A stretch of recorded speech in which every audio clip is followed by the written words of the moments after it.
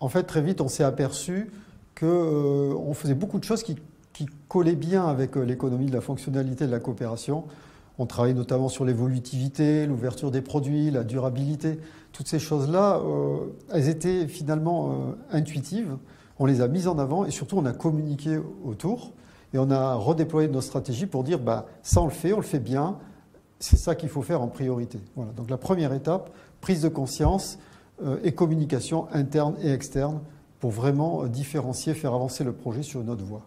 Inconsciemment, j'applique et je m'applique et dans le développement de Sapoval, j'ai toujours mis en place des choses qu'on peut considérer faisant partie des concepts d'économie de FC.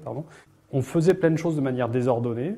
Depuis très longtemps, sur mes premiers business plans à la création de la structure, et maintenant 7 ans, je marquais déjà le fait de rémunérer à la valeur apportée, d'avoir des success fees. Donc pour moi, c'était quelque chose que j'écrivais toujours dans tous mes projets de développement depuis longtemps, mais que j'avais jamais mis en application.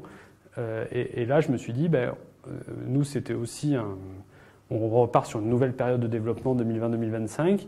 Donc il y avait un double idée. Ce côté, comment changer un peu de business model pour avoir un angle d'attaque différent et être un peu plus percutant et développer notre activité commerciale. Et puis derrière, comment quantifier toute la valeur non monétisable qu'on apporte.